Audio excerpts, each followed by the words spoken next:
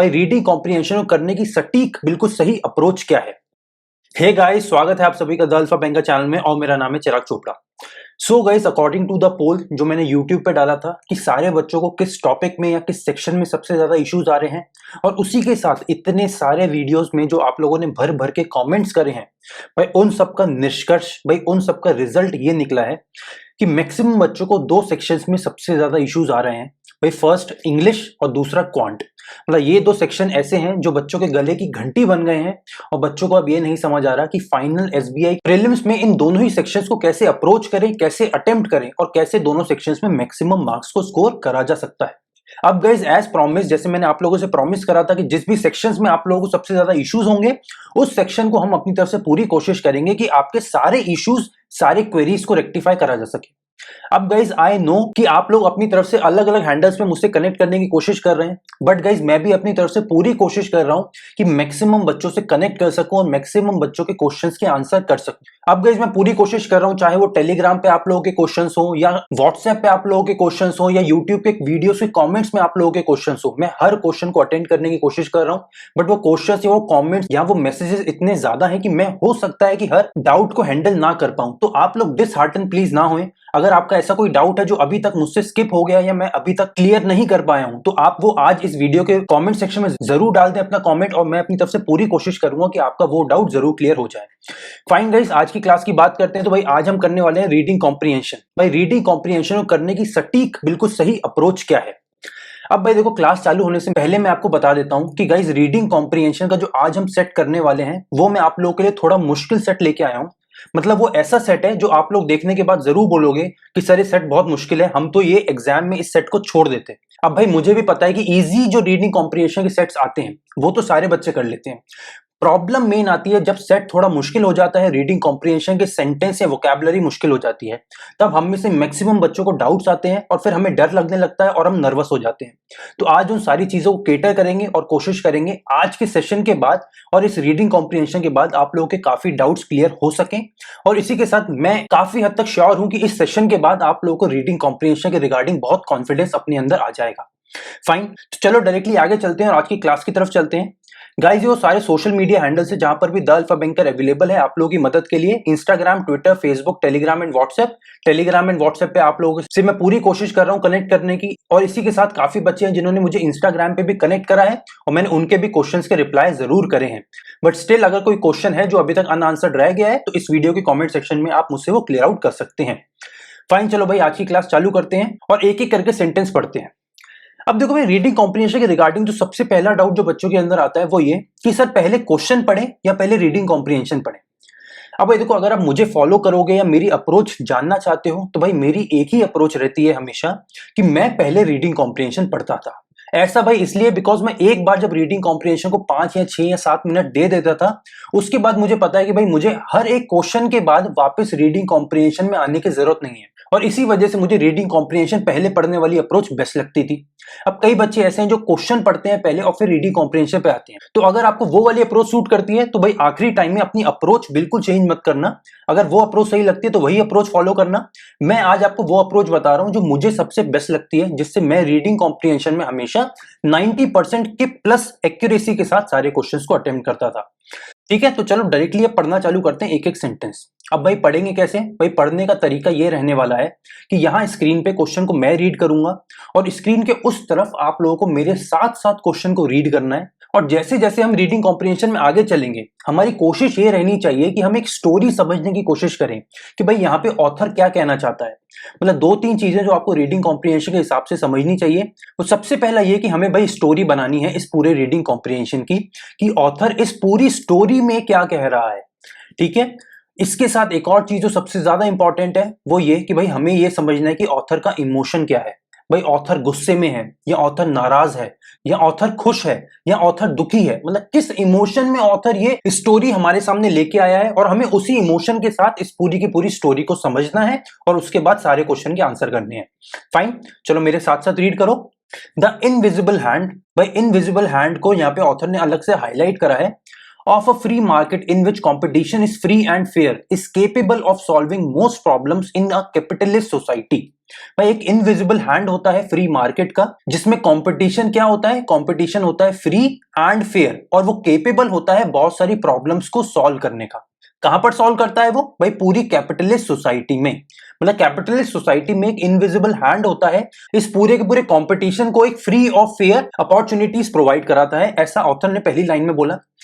अब भाई capitalist society क्या होता है? सबसे पहला क्वेश्चन हमारे सामने ये आना चाहिए मेरे दिमाग में। भाई कैपिटलिस्ट का मतलब ये होता है जहां सारी की सारी पावर्स प्राइवेट कंपनीज को दे दी जाए। मतलब जब सारी की सारी पावर्स प्राइवेट कंपनीज को दे दी जाएंगी तो वो क्या करेंगी भाई? वो बस और बस अपने प्रॉफिट के बारे में या अपने मुनाफे के बारे में सोचेंगी। इसका ऑपोजिट होता है एक और चीज, उसको बोला जाता है सोशलिस्ट सोसाइटी। सोशलिस्ट सोसाइटी क्या होता है भाई? ऐसी सोसाइटी जहां पर सारी की सारी पावर सरकार के पास होती है। मतलब सरकार क्या करती है? लोगों के जनहित में काम करती है। मतलब ये कैपिटलिस्ट सोसाइटी का जस्ट ऑपोजिट हो गया और इसको बोला जाता है सोशलिस्ट सोसाइटी। भाई कैपिटलिस्ट सोसाइटी में जितनी कंपनीज होती हैं वो बस अपना प्रॉफिट के बारे में सोचती हैं, बस अपने मुनाफे के बारे में सोचती हैं, वो और किसी के बारे में नहीं सोचती।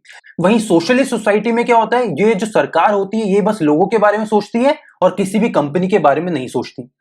अब भाई आप मुझे बताओ, क्या इन दोनों में से कोई भी एक अगर किसी देश में रहेगा तो क्या वो देश प्रोग्रेस कर सकता है? भाई अगर किसी देश में अकेले कैपिटलिस्ट सोसाइटी हो, मतलब सारी की सारी कंपनीज को पावर दे दी जाए और वो कंपनी बस अपना मुनाफा मुनाफा देखें, तो क्या वो देश चल सकता है?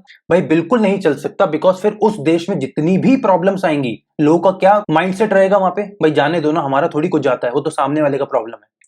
वहीं अगर हर चीज सोशलिस्ट सोसाइटी में कन्वर्ट हो जाए तो वहां पे क्या किसी का भला हो पाएगा? भाई वहां पे हर इंसान दूसरे की मदद करता रहेगा और फिर वहां पे ग्रोथ नहीं हो पाएगी। तो इसीलिए हर कंट्री में कैपिटलिस्ट और सोशलिस्ट दोनों का कॉम्बिनेशन चलता है। जैसे इंडिया में भी है, कुछ पावर सरकार ने अपने पास रखी है, वहीं कुछ पावर सारी की सारी कंपनीज को दे रखी है। इससे ग्रोथ भी होती है, अपॉर्चुनिटीज भी जनरेट होती हैं और जनहित में सरकार काम भी कर पाती है। फाइन, चलो आगे पढ़ते हैं। But the downsides of capitalism are too well known today to allow the market a free rein।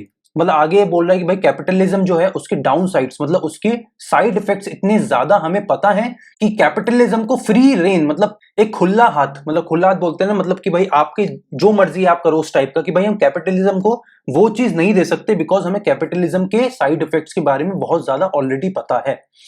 आगे पढ़ो। The market does not provide protection against exploitation, it has no ethics और सोल। जैसे कि अभी हमने बात करी, भाई ऑथर बोल रहा है कि मार्केट में कोई भी ना एथिक होता है, ना सोल होता है, और ना वो किसी भी एक्सप्लॉइटेशन के अगेंस्ट किसी को प्रोटेक्शन प्रोवाइड करा सकती है। और ऐसा क्यों होता है? बिकॉज कैपिटलिज्म में अकेले मुनाफे के बारे में सोचा जाता है। आगे पढ़ो। द प्रोस्पेक्ट ऑफ डैश, एक ब्लैंक है, profit to satisfy capitalist greed has killed millions with cold indifference across the world. भाई ये बोल रहा है prospect of dash profit, dash type का जो प्रॉफिट है कैपिटलिस्ट ग्रीड को सेटिस्फाई करने के लिए उसने पूरी दुनिया में मिलियंस ऑफ लोगों को कोल्ड इंडिफरेंस के तहत मौत के घाट उतार दिया है। मतलब कैपिटलिज्म इतना ज्यादा ग्रीडी हो जाता है इंसान कैपिटलिज्म में कि उसको मुनाफे के आगे कुछ नहीं दिखता, फिर चाहे लाखों लोगों की जान ही क्यों ना चली जाए।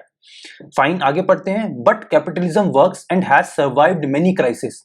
ऑथर आगे बोल रहा है बट स्टिल इतनी सारे प्रॉब्लम्स, इतने सारे साइड इफेक्ट्स होने के बाद भी कैपिटलिज्म आज भी बचा हुआ है, सरवाइव कर रहा है इतने सारे क्राइसिस आने के बाद भी। और भाई ऐसा क्यों है? ऐसा ऑथर अब आगे बताएगा।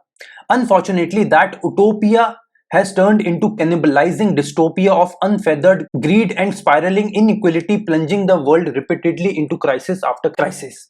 अब guys I am pretty sure कि ये वाला सेंटेंस पढ़ने के बाद बहुत सारे बच्चे डर गए होंगे कि सर ये वाला रीडिंग कॉम्प्रिहेंशन तो हम आगे पढ़ेंगे भी नहीं। भाई ऐसा बिल्कुल नहीं है। मैं आपको बार बार यही बात बताता हूं कि बहुत सारे रीडिंग कॉम्प्रिहेंशन ऐसे होते हैं जिसमें मुश्किल वर्ड्स, मुश्किल वोकैबुलरी या मुश्किल सेंटेंस आ जाते हैं। हमको हर वर्ड, हर वोकैबुलरी का पॉइंट या हर सेंटेंस समझने की जरूरत नहीं है। जो हमें समझ आता है वो ठीक है, जो नहीं समझ आता वो हम छोड़ देंगे। एक बार समझने की कोशिश कर लेते हैं कि इसको हम पढ़ के कुछ समझ सकते हैं कि नहीं। भाई अनफॉर्चुनेटली हिंदी का मतलब आपको पता है। दैट उटोपिया, उटोपिया का मतलब आपको मैं बताऊं आइडियल वर्ल्ड, मतलब ऐसा वर्ल्ड जहां पे बस हर जगह हरियाली ही हरियाली है, खुशहाली ही खुशहाली है, सारे लोग सुखी हैं, समृद्ध हैं, खुश है और हर इंसान के पास पैसा ही पैसा है। उटोपिया उस चीज को बोलते हैं, मतलब एक्सट्रीम लेवल का जो पॉजिटिव एनवायरनमेंट होता है, एक आइडियल वर्ल्ड, उसको बोला जाता है utopia. Has turned into cannibalising dystopia. भाई उटोपिया का ऑपोजिट क्या हो गया? डिस्टोपिया। तो ऑथर यहाँ पे क्या बोल रहा है कि अनफेटर्ड जो ग्रीड है, स्पायरलिंग इनइक्वलिटी है जो पूरी दुनिया में आ रही है, उसकी वजह से जो आप उटोपिया सोच रहे हो कि भाई कैपिटलिज्म से सब कुछ अच्छा होगा, वो उटोपिया उल्टा घूम के अब एक कैनिबलाइजिंग डिस्टोपिया बन गया है। कैनिबलाइजिंग मतलब जहां लोग लोगों को मार रहे हैं, किसी को किसी की जान की परवाह नहीं है, किसी को किसी इंसान की परवाह नहीं है, वो हो गया कैनिबलाइजिंग डिस्टोपिया। मतलब यूटोपिया जो है वो अब डिस्टोपिया बन गया है। किस वजह से? अनफेटर्ड ग्रीड की वजह से और स्पायरलिंग इनइक्वलिटी की वजह से, जिससे दुनिया को क्राइसिस आफ्टर क्राइसिस झेलने पड़ रहे हैं। फाइन भाई, अभी तक समझ आया ऊपर से नीचे तक? अभी तक ऑथर ने क्या बोला भाई? ऑथर सबसे पहले ये बोलने लगा कैपिटलिस्ट सोसाइटी होती है, उसमें एक फ्री मार्केट होती है, एक इनविजिबल हैंड होता है जो सबको फ्री फेयर अपॉर्चुनिटीज प्रोवाइड कराता है। अब धीरे धीरे करके ऑथर इस कैपिटलिस्ट सोसाइटी के साइड इफेक्ट्स हमको गिनवा रहा है। भाई ऑथर आगे बोलता है कि भाई जो आप कैपिटलिज्म अच्छा समझ रहे हो उसके बहुत सारे डाउनसाइड्स भी हैं। आगे ऑथर ने बताया कि भाई जितने भी कैपिटलिस्ट होते हैं इनके पास ना कोई एथिक होता है, ना कोई सोल होता है, और ये सारे लोग ग्रीड से भरे होते हैं, चाहे मिलियंस ऑफ लोगों की जान चली जाए। आगे ऑथर ने बताया कि ये जो उटोपिया आप लोग मान के चल रहे हो ये अब डिस्टोपिया में कन्वर्ट हो गया है, बिकॉज अनफेटर्ड ग्रीड और स्पाइरलिंग इनइक्वलिटी इतनी ज्यादा हो गई है कि दुनिया को, पूरे वर्ल्ड को क्राइसिस आफ्टर क्राइसिस झेलने पड़ रहे हैं। फाइन, आगे पढ़ते हैं। Capitalism thrives on profit without responsibility, the sole purpose of a firm being to make profits, as Milton Friedman famously said, the bottom line profit being the sole focus of companies, they have neglected their duties towards society and even their employees। तो भाई यहां author अब क्या बोल रहा है कि capitalism अकेले प्रॉफिट के दम पर ही चलता है, और जितने भी लोग कैपिटलिज्म को फॉलो करते हैं वो विदाउट रिस्पॉन्सिबिलिटी के काम करते हैं। भाई उनका सोल पर्पस क्या होता है? प्रॉफिट बनाना। जैसे कि एक बहुत फेमस ऑथर जिनका नाम है मिल्टन फ्रीडमैन ने भी बोला है कि भाई बॉटम लाइन क्या है? Profit being the sole focus of company, सारी कंपनीज का एक सोल फोकस है प्रॉफिट बनाना, और इसके चलते वो लोगों ने सब कुछ निग्लेक्ट कर दिया, अपनी ड्यूटीज टुवर्ड्स सोसाइटी और इवन देयर एम्प्लॉइज, अपने एम्प्लॉइज के टुवर्ड्स उनकी ड्यूटीज भी, हर चीज उन्होंने निग्लेक्ट कर दी है मुनाफे के आगे या अपने प्रॉफिट के आगे। आगे पढ़ते हैं। This is what has earned universal contempt for capitalism as a synonym for greed, selfishness and corruption. और इसी वजह से ऑथर बोल रहा है कि जो कैपिटलिज्म है उसको एक सिनोनिम माना जाने लगा है ग्रीड का, सेल्फिशनेस का और करप्शन का। फाइन, अभी तक कोई भी डाउट आया? भाई देखो हमने मुश्किल चीज अभी पढ़ी है, मतलब ये वाला आप रीडिंग कॉम्प्रिहेंशन मान के चलोगा। किसी दिन एसबीआई वालों ने ये सोचा कि इस बार आपकी इंग्लिश को मुश्किल करते हैं, तो इस टाइप का रीडिंग कॉम्प्रिहेंशन आने वाला है। और अगर अभी तक आपको पूरा रीडिंग कॉम्प्रिहेंशन समझ आया है, इसका मतलब आपकी इंग्लिश ऑलरेडी बहुत ज्यादा अच्छी है। तो खुद पे कॉन्फिडेंस रखो, खुद को मोटिवेट करो अंदर से, पर उस मोटिवेशन में आप बहुत ज्यादा फैल मत जाना, बिकॉज अब आगे भी हमें पढ़ना है। चलो आगे पढ़ते हैं, साथ साथ पढ़ो। The corrosive force of the market has progressively undermined the family, the firm and the state, the organizing structures of collective life, which have lost their moral compass। भाई ये करोसिव फोर्स है। करोसिव फोर्स मतलब जो आपको अंदर से खत्म कर दे। जैसे जब लोहे में जंग लगती है तो वो लोहा खत्म कर देती है ना, वैसे जो करोसिव फोर्स है हमारे अंदर, उसकी वजह से हमारी फैमिली, हमारी फर्म और हमारा स्टेट सब कुछ करोसिव फोर्सेस की वजह से खत्म होता जा रहा है। और ये तीनों चीजें मिलके, भाई फैमिली, फर्म और स्टेट मिलके हमारा ऑर्गेनाइजिंग स्ट्रक्चर बनाती है, जिससे एक इंसान को कलेक्टिव लाइफ जीने का एक मकसद मिलता है। इन सारी चीजों को भाई इस कैपिटलिज्म ने बिल्कुल तरीके से खत्म कर दिया है। एक करोसिव फोर्स की तरह काम कर रहा है कैपिटलिज्म।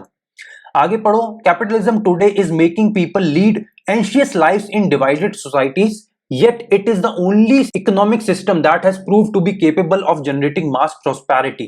भाई ये बोल रहा है कि कैपिटलिज्म जो आज की दुनिया में है उसने लोगों को एंशियस लाइफ जीने पे मजबूर कर दिया है डिवाइडेड सोसाइटीज में, और फिर भी ये अकेला एकमात्र ऐसा इकोनॉमिक सिस्टम है, अकेला द ओनली इकोनॉमिक सिस्टम जिसने प्रूव करा है कि वो केपेबल है लोगों को एक मास प्रोस्पेरिटी जनरेट करने में।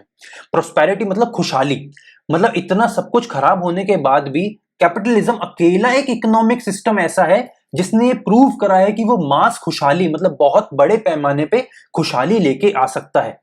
अब भाई ये आप मुझे बताओ कि इतनी सारी खराब चीजें जब किसी में हो तो क्या वो चीज खुशहाली लेके आ सकती है? आपको ये चीज आपके दिमाग में जरूर आनी चाहिए कि कैपिटलिज्म वर्सेस सोशलिज्म, क्या चीज ज्यादा अच्छी है। अगर ये टॉपिक आपके डिबेट का टॉपिक होता तो आप किसको चूज करते? कैपिटलिज्म को चूज करते या सोशलिज्म को चूज करते? बिकॉज मैं आपको ये बता सकता हूं कि इन दोनों में से ही कोई भी 100% सही नहीं है, इन दोनों का साथ में होना जरूरी है। बट ऐसा क्यों है कि भाई अकेला कैपिटलिज्म ये प्रूव कर सकता है कि वो मास प्रॉस्पेरिटी लेके आ सकता है? कमेंट सेक्शन में मुझे जरूर बताना कि आपको क्या लगता है कि कैपिटलिज्म में ऐसा क्या है कि वो मास प्रॉस्पेरिटी लेके आ सकता है। फाइन, चलो आगे बढ़ते हैं। The current pandemic is making us think a lot about premises and consequences of capitalism while raising uncomfortable questions about our traditional models of economic growth. भाई जो करंट पैंडेमिक चल रहा है, भाई कोविड-19 किसी से छुपा नहीं है, उसने हमें मजबूर कर दिया है कि हम कैपिटलिज्म के प्रीमाइसेस और कॉन्सिक्वेंसेस के बारे में सोचें। ऐसा क्यों करा है? बिकॉज ऑथर यहां ये बोलना चाहता है कि हमें अनकंफर्टेबल क्वेश्चंस उठाने चाहिए अपने traditional model of economic growth पर। भाई देखो ये सीक्वेंस क्या बना यहाँ पे ऑथर का। भाई सबसे पहले ऑथर ने क्या बताया कि भाई कैपिटलिज्म अकेला ऐसा चीज है जो फेयर और फ्री मार्केट और फेयर और फ्री अपॉर्चुनिटीज हमारे लिए लेके आता है।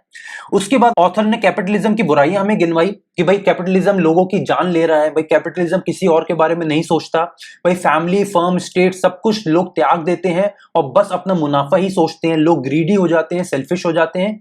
इसके बाद ऑथर ने बताया कि स्टिल इतना सब बुराई होने के बाद भी कैपिटलिज्म अकेला एक इकोनॉमिक सिस्टम है जिसने अपनी वर्थ अभी तक प्रूव करी है। फाइन, अब ऑथर क्या बोल रहा है? अब यहां पे ऑथर बोल रहा है स्टिल जितनी भी अच्छी चीजें हो या बुरी चीजें हो, हमें कैपिटलिज्म के ऊपर क्वेश्चंस उठाने पड़ेंगे। और ये ऑथर ने कब बोला? जब हम इस करंट पेंडेमिक से गुजर रहे हैं कि इस करंट पेंडेमिक में ऐसे बहुत सारे सिनेरियोज बन गए हैं कि जब हम इन कॉन्सिक्वेंसेस, इसके साइड इफेक्ट्स, इसके डाउन ट्रेंड्स के ऊपर क्वेश्चंस उठाने चाहिए हमें कि भाई कैपिटलिज्म बिल्कुल पूरी तरह से सही है या नहीं। फाइन, आगे पढ़ो। Post crisis we may see yet another new deal, a more radical redistribution of wealth and income and the prospect of a universal basic income for all, but the question is whether the traditional capitalist model can sustain it। भाई आगे author बोल रहा है कि post crisis, भाई ये पूरा जो पैंडेमिक खत्म होने के बाद इसके बाद की जो बात है, भाई ऑथर बोल रहा है हो सकता है एक नया डील उठ के आ जाए, एक येट अनदर डील हमारे सामने आ जाए जिसमें एक रेडिकल रीडिस्ट्रीब्यूशन हो जाए वेल्थ का, इनकम का। जैसे ऑथर ने पहले क्या बोला था कि कैपिटलिज्म की वजह से पूरी दुनिया में बहुत ज्यादा इनइक्वालिटीज आ गई हैं और क्राइसिस आफ्टर क्राइसिस आ रहे हैं इस दुनिया में। तो ऑथर यहां ये बोल रहा है कि हो सकता है पोस्ट क्राइसिस एक नया डील आ जाए हमारे सामने जिसमें एक रेडिकल रीडिस्ट्रीब्यूशन हो सके वेल्थ का, इनकम का, और जिसमें एक यूनिवर्सल बेसिस इनकम का एक नया मॉडल आ जाए हमारे सामने। बट यहाँ पे ऑथर ये बोल रहा है कि क्या ये जो पुराना हमारा ट्रेडिशनल कैपिटलिस्ट मॉडल है ये इसको सस्टेन कर पाएगा? मतलब यहाँ पे ऑथर अगेन कैपिटलिज्म मॉडल के ऊपर क्वेश्चंस उठा रहा है। आगे पढ़ो। Capitalist production demands continuous expansion of capital in order to produce more and make even more profits, leading to what Marx had called the epidemic of over production. और भाई ऐसा क्यों है? बिकॉज भाई कैपिटलिस्ट प्रोडक्शन में क्या होता है, भाई वो तो बस प्रॉफिट के बारे में ही सोचते हैं। और जैसा कि मार्क्स ने भी बताया कि भाई कैपिटलिज्म है एक एपिडेमिक ऑफ ओवर प्रोडक्शन, मतलब उसमें इतना ज्यादा प्रोडक्शन करा जा रहा है कि भाई सारी के सारी जो कंपनीज है वो अपने मुनाफे के बारे में इतना ज्यादा सोचते हैं कि उन्होंने और किसी भी चीज के बारे में सोचना बिल्कुल अपनी तरफ से बंद कर दिया है। तो ये ऑथर बोल रहा है कि क्या इतना सब कुछ होने के बाद भी जो हम चेंजेस अब सोच रहे हैं आ पाएंगे कि रेडिकल रीडिस्ट्रीब्यूशन वेल्थ का, इनकम का और एक यूनिवर्सल बेसिस इनकम अगर हम सोच रहे हैं तो क्या ये कैपिटलिस्ट मॉडल अपने अंदर इन चीजों को समा पाएगा, क्या एक्सेप्ट कर पाएगा? ये ऑथर का यहाँ पे एक बहुत बड़ा क्वेश्चन है हमसे। आगे पढ़ो भाई। If the enforced lockdown has taught us one thing, अगर ये पूरे लॉकडाउन ने हमको एक चीज सिखाई है वो ये कि we need very little to survive, हमें बहुत कम चीजें चाहिए सर्वाइव करने के लिए, and to add substance and quality to our life, और अपनी पूरी दुनिया में अपनी पूरी लाइफ में सब्सटेंस और क्वालिटी ऐड करने के लिए हमें बहुत कम चीजों की जरूरत है। और ये चीजें हमें इस लॉकडाउन ने बहुत अच्छे से सिखा दी। भाई जब सारे के सारे लोग अपने घरों में बैठे थे, जब सब लोगों ने अपने घर में राशन भर लिया था और अपने घर में भी जब सब लोग खुश थे, सुखी थे, तो इस लॉकडाउन ने हमें क्या सिखाया कि हमें बाहर घूमने की जरूरत नहीं है, नए नए बड़े बड़े वैकेशंस की जरूरत नहीं है, महंगी महंगी जगहों पे जाने की जरूरत नहीं है। हम लोग घर बैठ के फोन पे लोगों से बात करके दोस्तों के साथ एंजॉय कर सकते हैं। ये हमें लॉकडाउन ने सिखाया कि हमारी जरूरतें बहुत कम हैं, बट इस कैपिटलिज्म मॉडल की वजह से हमने अपना जरूरतें इतनी ज्यादा बढ़ा रही हैं, बिकॉज ये कैपिटलिस्ट मॉडल है जो ओवर प्रोडक्शन पे काम करता है, और ओवर प्रोडक्शन की वजह से हमारी जरूरतें हमने खुद बहुत ज्यादा बढ़ा दी हैं जितनी हमें जरूरत ही नहीं है। फाइन, आगे पढ़ो। It has taught us that once we limit our consumption, जब हम अपने कंजप्शन को लिमिट कर लेते हैं और activities pertaining to that, the environment becomes more sustainable in and nature rejuvenates. भाई एनवायरमेंट भी बहुत सस्टेनेबल हो जाता है और नेचर फिर से रीजुविनेट हो जाता है। रीजुविनेट मतलब रीबॉर्न, एक नेचर का जो हमारा आसपास जो इकोसिस्टम है उसका एक नया पुनर्जन्म हो जाता है। जैसे कि आप लोगों ने भी देखा होगा कि जब लॉकडाउन में लोग अंदर थे तो जानवर बाहर आने लगे, कई सारे एंडेंजर्ड स्पीशीज ऐसे थे जो हमें वापस दिखने लगे। भाई इतनी टाइप की नई नई चिड़ियाएं थी जो आजकल के टाइम में हमें देखने को नहीं मिलती, वो हमारे घरों में आने लग गई थी, हमारे चबूतरों पे आने लग गए थे। और ये सारी चीजें क्यों हो पाई? बिकॉज हम लॉकडाउन में अपने घरों के अंदर थे, हमें लॉक कर दिया गया था और इसकी वजह से हमें ये समझ आया कि हमारी जरूरतें कितनी कम है और हमारे घरों में बंद होने की वजह से हमारा जो नेचर है वो भी रीजुमिनेट हो जाता है, रीबॉर्न हो जाता है। फाइन, आगे पढ़ो। It is teaching us that consumerism is probably not the best model for development, that there is a need to revisit our fundamental tenets of growth. भाई ऑब्वियसली बिल्कुल सही बात है। भाई इसने हमें क्या सिखाया है? ये सिखाया कि कंज्यूमरिज्म की ज्यादा से ज्यादा चीजें ऑक्यूपाई करना, कंज्यूम करना, नई जगहों पे घूमने जाना, नए गैजेट्स लेना, नई चीजों को लेके आना, वो जरूरी नहीं है, एक बेस्ट मॉडल नहीं है हमारे डेवलपमेंट के लिए। और ये ऑथर बोल रहा है कि अब हमें इसके ऊपर क्वेश्चंस उठाने चाहिए और रिविजिट करना चाहिए अपना fundamental tenets of growth.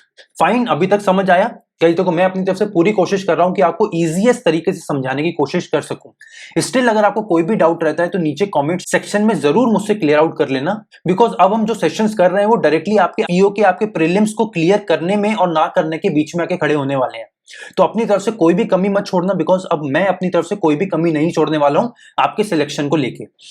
Fine, चलो आगे पढ़ते हैं, साथ साथ पढ़ो। Despite all its corrosiveness, capitalism's power to create mass prosperity remains undisputed. भाई ये बोल रहा है कि इसकी जितनी भी बुराइयां हो, कैपिटलिज्म की जो पावर है मास प्रॉस्पेरिटी जनरेट करने की, वो आज भी अनडिस्प्यूटेड खड़ी है। बिकॉज आज भी उसको टक्कर देने के लिए, भाई कैपिटलिज्म को टक्कर देने के लिए मास प्रॉस्पेरिटी के टर्म्स में आज तक कोई भी और इकोनॉमिक मॉडल हम नहीं बना पाए हैं। ओके, आगे पढ़ो। By integrating the lessons learned from the crisis into a production system, capitalism can redeem itself as a force for positive change in which businesses can continue to make profits but would share a substantial part of it for the welfare of society, enabling us to reconcile the individual objective of living with the social objective of moving towards a higher goal based on ethics, morality, trust and justice। आखिर में author ने क्या बोला? भाई आखिर में and होते होते ऑथर ने ये बोला कि मैं ये मानता हूं, मतलब ऑथर ये मानता है कि आज भी हमें कैपिटलिज्म का कोई और ऑल्टरनेटिव नहीं मिल पाया है, मतलब आज भी हमें कैपिटलिज्म से अच्छा मॉडल नहीं मिल पाया है एक मास प्रॉस्पेरिटी के लिए और इकोनॉमिक ग्रोथ के लिए। तो ऑथर ने यहाँ पे एक चीज प्रपोज करी है आखिरी में एंड करते करते कि क्यों ना हम कैपिटलिज्म को थोड़ा सा चेंज करें। भाई कैपिटलिज्म को इतना चेंज करें कि जितने बिजनेस हैं वो फिर भी प्रॉफिट ही कमाएं, वो लोग प्रॉफिट के बारे में ही सोचें, बट स्टिल उसके साथ साथ वो एक सब्सटैंशियल पार्ट अपने जो प्रॉफिट का है वो सोसाइटी के वेलफेयर के लिए भी लगाएं, जिससे लोगों को अपना इंडिविजुअल ऑब्जेक्टिव समझ आए। भाई लोग अपने सोशल ऑब्जेक्टिव्स के साथ वापस से जुड़ पाए और लोग एक हायर गोल की तरफ मूव करें, और वो हायर गोल्स हैं एथिक्स, मोरालिटी, ट्रस्ट और जस्टिस। ये ऑथर ने आखिरी में आते आते प्रपोज करा है। फाइन, भाई क्या समझ आया हमें? भाई सबसे पहले ऑथर ने क्या बोला? सबसे पहले ऑथर ने बोला कि भाई कैपिटलिज्म हमारे लिए फ्री और फेयर अपॉर्चुनिटीज जनरेट करता है। उसके बाद ऑथर ने कैपिटलिज्म की बहुत ज्यादा बुराई करी, बार बार बुराई करी। उसके बाद आखिरी में आते आते ऑथर ने क्या बोला कि भाई कैपिटलिज्म लोगों की जान ले रहा है, इस दुनिया को खत्म कर रहा है, इनइक्वालिटीज बढ़ रही है, नेचर डिस्ट्रॉय हो रहा है, इतना इतना फला फला बहुत सारी चीजें हो रही हैं। उसके बाद ऑथर ने ये बोला यहाँ पे आते आते कि भाई इस पैंडेमिक के बाद हमें काफी चीजें सीखने को मिली, हमें ये समझ आया कि हमारी जरूरतें बहुत कम हैं, बट इस कैपिटलिस्ट सोसाइटी की वजह से हमें ऐसा लगता है कि हमें बहुत ज्यादा चीजें चाहिए जीने के लिए, बट ऐसा नहीं है। हमें अपना खुद का नेचर चेंज करना पड़ेगा, हमें एक कंज्यूमरिज्म एटीट्यूड छोड़ना पड़ेगा, और ये सब छोड़ने के बाद भी हम बहुत अच्छे से जीवन व्यतीत कर सकते हैं। स्टिल आखिरी में आते आते ऑथर ने मान लिया कि भाई कैपिटलिज्म से अच्छा कोई मॉडल आज भी नहीं बन पाया है। तो आखिर में आते आते ऑथर ने ये हमें प्रपोज करा है कि क्यों ना हम कैपिटलिज्म को थोड़ा चेंज करने की कोशिश करें और कैपिटलिज्म के अंदर कुछ पॉजिटिव चेंजेस लेके आए। Fine, so guys I am pretty sure कि अभी तक आपको चीजें क्लियर हो गई होंगी और इस पूरे के पूरे रीडिंग कॉम्प्रिहेंशन में कोई भी डाउट नहीं होगा। अब एक एक करके सारे क्वेश्चंस अटेम्प्ट करते हैं, एंड आई वांट कि मेरे क्वेश्चन पढ़ने के साथ साथ भाई मेरे क्वेश्चन पढ़ने से पहले आप लोग इस हर क्वेश्चन का आंसर मार्क कर पाओ, और मुझे कमेंट सेक्शन में जरूर बताना कि आप लोग कितने क्वेश्चंस का आंसर मेरे बिना बताए निकाल पाए। ठीक है, चलो भाई क्वेश्चन नंबर 1 मेरे साथ रीड करो। Which of the following statement is not true? Important चीज क्या है यहाँ पे? Not true. ये ध्यान से पढ़ना भाई, जल्दबाजी में कहीं ऐसा ना हो कि पूरा रीडिंग कॉम्प्रिहेंशन पढ़ा, इतनी मेहनत करी और नॉट ट्रू नहीं पढ़ा और गलत ऑप्शन को मार्क कर दिया, ऐसा मत करना। ध्यान से पढ़ो, नॉट ट्रू बोल रहा है in accordance with the information provided in the passage. भाई इस पैसेज के हिसाब से कौन सा स्टेटमेंट नॉट ट्रू है? Option 1, capitalism is good for society and there are very few downsides to capitalism. भाई कैपिटलिज्म हमारी सोसाइटी के लिए अच्छा है और कैपिटलिज्म के अंदर बहुत कम खामियां हैं, बहुत कम साइड इफेक्ट्स हैं कैपिटलिज्म के अंदर। क्या ये सही है या गलत है? भाई बताओ मुझे। ऑप्शन 2 देखते हैं। The capitalist market with specific laws and guidelines provide protection against exploitation. क्या भाई capitalism protection against exploitation provide कराता है या नहीं कराता है? ये बताओ सही है या गलत है। और option 3, the economic system of capitalism is synonymous to greed, selfishness and corruption. कि भाई ये इकोनॉमिक सिस्टम है जो कैपिटलिज्म का, ये ग्रीड, सेल्फिशनेस और करप्शन का सिनोनिम है। क्या ये सही है या ये गलत है?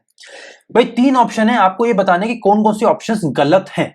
अब भाई देखो, आखिरी जो ऑप्शन है इकोनॉमिक सिस्टम कैपिटलिज्म का, ये सिनोनिम हो गया है ग्रीड, सेल्फिशनेस और करप्शन का। ये एग्जैक्ट लाइन हमको पैसेज में गिवन है, इसका मतलब ये ऑप्शन सही हो गया, मतलब ये हम ऑप्शन मार्क नहीं करेंगे। ऑप्शन 2 देखते हैं। The capitalist market with specific laws and guidelines provide protection against exploitation. क्या प्रोटेक्शन प्रोवाइड कराता है या ये लोगों की जान ले रहा है? ये लोगों की जान ले रहा है। इसका मतलब ये ऑप्शन सही हो गया, हमें ये आंसर मार्क करना पड़ेगा। ऑप्शन 1 देखो, capitalism is good for society और इसके बहुत कम खामियां हैं या बहुत कम साइड इफेक्ट्स हैं। बिल्कुल गलत बात है, बहुत ज्यादा भर भर के साइड इफेक्ट्स हैं इस कैपिटलिज्म के। तो मतलब ऑप्शन 1 और 2 दोनों गलत हो गए। हमारा राइट आंसर क्या हो गया? Both option 1 and 2, option D. Mark करा, समझ आ गया भाई राइट आंसर हमने कैसे निकाला। मूव करते हैं क्वेश्चन नंबर 2 की तरफ। Which of the following statement is और आर ट्रू। भाई देखो यहाँ पे हमें क्या चूज करना है, यहाँ हमें चूज करना है ट्रू वाला स्टेटमेंट, नॉट ट्रू नहीं, true. in accordance with the information provided in the passage, right option हमें चूज करना है। ऑप्शन रीड करते हैं। The lockdown due to coronavirus has shown that humans need very little to survive and can easily add quality to life। भाई क्या हमें lockdown ने ये सिखाया है कि भाई हम एक इंसानी जीवन बहुत कम जरूरतों के साथ व्यतीत कर सकते हैं।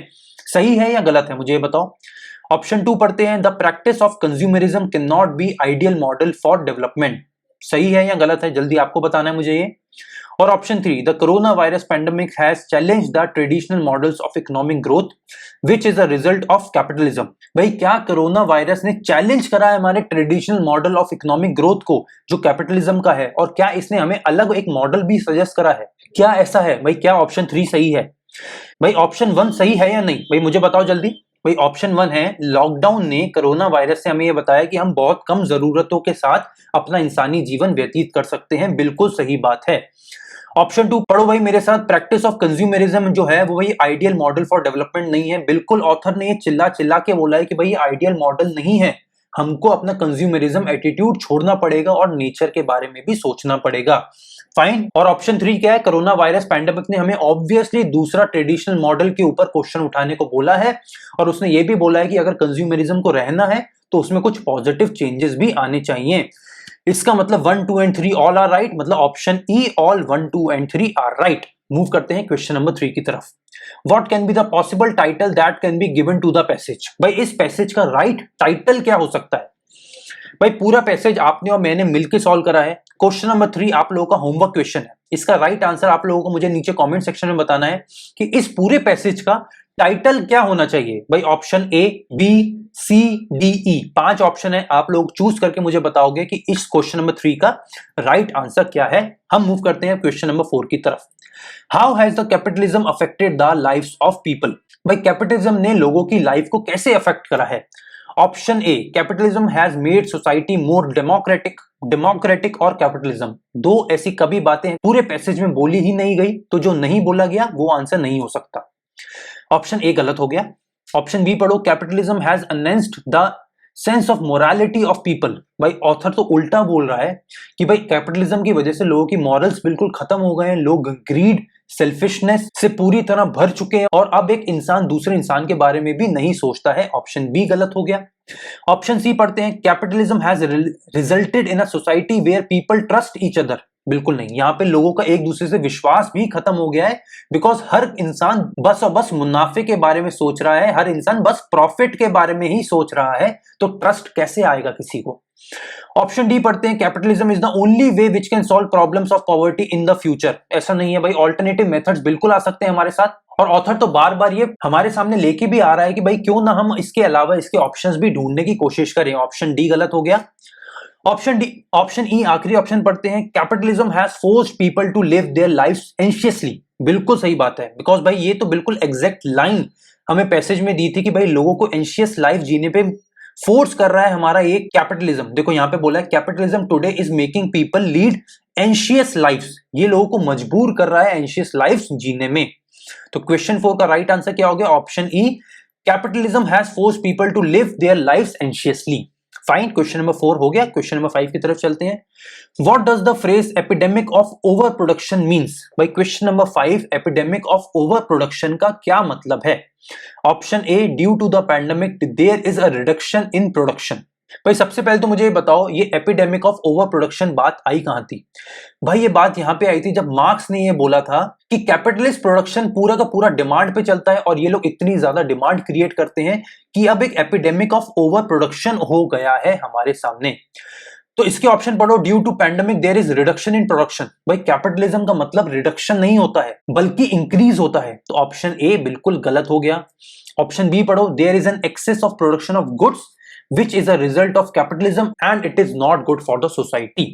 ऑप्शन बी बिल्कुल सही है, आगे के ऑप्शन पढ़ने की जरूरत ही नहीं है। There is an excess of production of everything, not only goods but everything, जिसकी वजह से हमारी सोसाइटी को बहुत बहुत ज्यादा कमियां या बहुत ज्यादा नेगेटिविटी देखने को मिल रही है।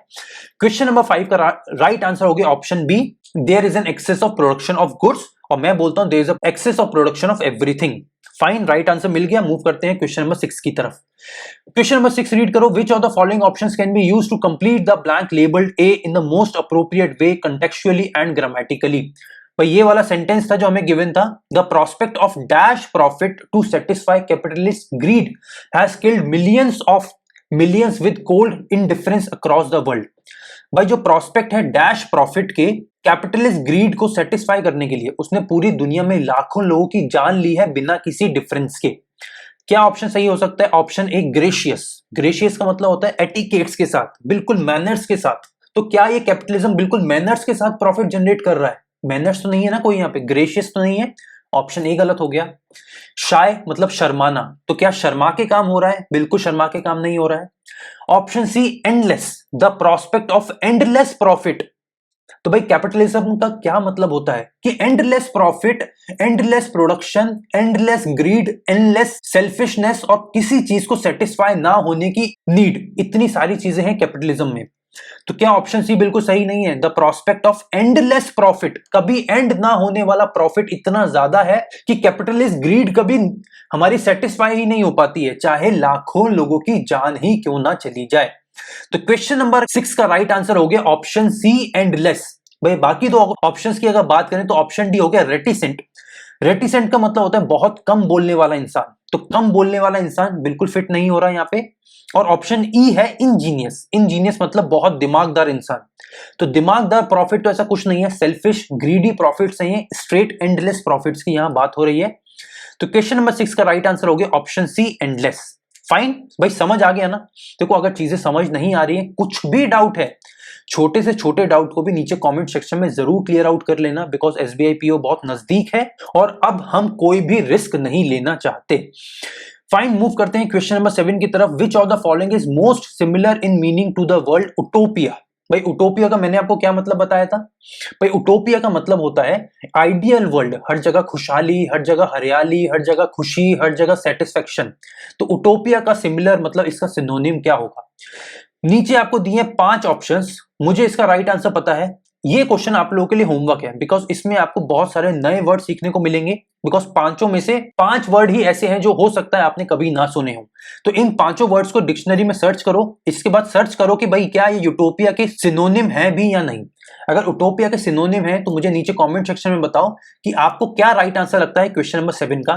फाइन, ये है हमारा आज की क्लास का लास्ट क्वेश्चन, क्वेश्चन नंबर 8। मेरे साथ साथ रीड करो। Which of the following is most opposite in meaning to the word given as used in the passage? Rejuvenate. Rejuvenate का मैंने क्या मतलब बताया था आप लोगों को? रीजुविनेट का मतलब होता है रीबॉर्न, किसी का फिर से जन्म होना, पुनर्जन्म होना, उस चीज को बोला जाता है रीजुविनेट। इसका हमें ऑपोजिट ढूंढना है, तो इसका ऑपोजिट क्या हो सकता है? रिहेबिलिटेट। भाई रिहेबिलिटेट होता है किसी को मदद देना, फिर से उसको आगे इंप्रूव करने में। ये इसका सिनोनिम तो हो सकता है बट एंटोनिम तो बिल्कुल नहीं है। ऑप्शन ई गलत हो गया। Option D, modernise. मॉडर्नाइज भाई इसका सिनोनिम जरूर हो सकता है, एंटोनिम नहीं है भाई। मॉडर्नाइज मतलब चीजों को और मॉडर्न करना, गलत हो गया। ऑप्शन ए देखो रिवाइव, रिवाइव मतलब फिर से किसी चीज को जीवित करना, फिर से किसी चीज में जान डाल देना, तो ये भी गलत हो गया। अब देखो भाई मेरे सामने दो ऑप्शन बचे, या तो वेक्स या डैमेज। वेक्स का मतलब होता है किसी इंसान को बहुत ज्यादा इरिटेट कर देना, फ्रस्ट्रेट कर देना। जैसे कुछ लोग बोलते हैं ना, यू वेक्स्ड मी, भाई तुमने मुझे फ्रस्ट्रेट कर दिया या इरिटेट कर दिया है। तो ये रिजुविनेट का एंटोनिम तो नहीं हो सकता, तो ऑप्शन बॉम्बे भी गलत हो गया। और ऑप्शन सी आखिरी एक ऑप्शन बचा डैमेज। भाई रिजुविनेट का मतलब होता है किसी चीज में फिर से जान डाल देना, तो इसका ऑपोजिट क्या होगा, डैमेज किसी चीज की पूरी तरह से जान निकाल देना, उसको निस्तो नाबूद कर देना, उसको डिस्ट्रॉय कर देना। तो भाई क्वेश्चन 8 का राइट आंसर क्या हो गया, ऑप्शन सी डैमेज। डैमेज हमें मिल गया रिजुविनेट का मोस्ट ऑपोजिट या एंटोनिम। फाइन गाइस, यहां पे हमारा पूरा रीडिंग कॉम्प्रिहेंशन खत्म हो गया भाई। 8 के 8 हमने क्वेश्चन कर लिए। 2 क्वेश्चन होमवर्क भी मैंने दिए हैं, जो आप मुझे बताओगे उनका राइट आंसर क्या है। अब गाइस इस पूरे सेशन में अगर आपको कोई भी डाउट है तो मुझे जरूर बता देना, जरूर कोशिश करेंगे आपके वो सारे डाउट्स क्लियर करने की। इसी के साथ गाइस मैं यहाँ पे एक एक सेशन ले रहा हूँ, और देखो भाई मैं गारंटी नहीं दे रहा हूँ कि भैया मैं रेगुलर क्लासेस ले पाऊंगा, बिकॉज गाइस मेरा फुल टाइम जॉब चल रहा है। इसी के साथ मेरा एक दो साइड छोटे छोटे बिजनेसेस भी हैं जो मुझे हैंडल करने पड़ते हैं डेली बेसिस पे, तो मेरा उनमें भी बहुत सारा टाइम जाता है। तो अब SBI PO तक मैं आपको डायरेक्टली डेली बेसिस पे क्लासेस दे सकूं, ये मैं आपको प्रॉमिस नहीं कर रहा, अपनी तरफ से पूरी कोशिश करूंगा, बट प्रॉमिस नहीं है अभी। तो अगर आपका अभी प्रिपरेशन में कुछ कमी रह रही है तो भाई हमने पूरा प्लेलिस्ट बना रखा है टारगेट SBI PO करके, उस प्लेलिस्ट को जरूर देख लेना। And I am pretty sure कि उस प्लेलिस्ट के बाद आपके बहुत सारे डाउट्स ऑब्वियसली ऑलरेडी क्लियर हो जाएंगे, मतलब उसके बाद आपको किसी और की जरूरत ही नहीं पड़ेगी। और स्टिल अगर कोई डाउट रहते हैं तो भाई मैं तो हूं ना, बट उससे पहले टारगेट SBI PO बैच को बहुत अच्छे से देखना है आप लोगों को। फाइन, एक एक क्लास को अच्छे से देखना है, और अगर समझ नहीं आती तो बार बार देखना है। अपने डाउट्स ये कोशिश करो कि एग्जाम में जाने से पहले ही मैक्सिमम क्रिएट हो सके, बिकॉज जो मैं बार बार बोलता हूं 10 नई गलतियां हो जाए एग्जाम में तो मुझे चलेगा, बट एक पुरानी गलती रिपीट नहीं होनी चाहिए। वही बात यहां है कि SBI PO बैच को अच्छे से रिपीट करो, बार बार क्लासेस देखो, अगर समझ नहीं आता है तो कॉमेंट करो, और अगर समझ आता है तो ये जरूर बताओ कि सबसे अच्छा क्या लगा। फाइन गाइस, अगर आप लोगों को आज का सेशन पसंद आया then do like and share the class. ज्यादा से ज्यादा लोगों के साथ शेयर करो आज की क्लास को, जिसमें ज्यादा से ज्यादा लोगों की मदद हो सके। गाइस आप जितने ज्यादा से ज्यादा लाइक करेंगे इस क्लास को, या जितने ज्यादा शेयर करेंगे ना इस क्लास को, उतना ज्यादा द अल्फा बैंकर की क्लासेस और ऊपर रैंक करेंगे यूट्यूब पे।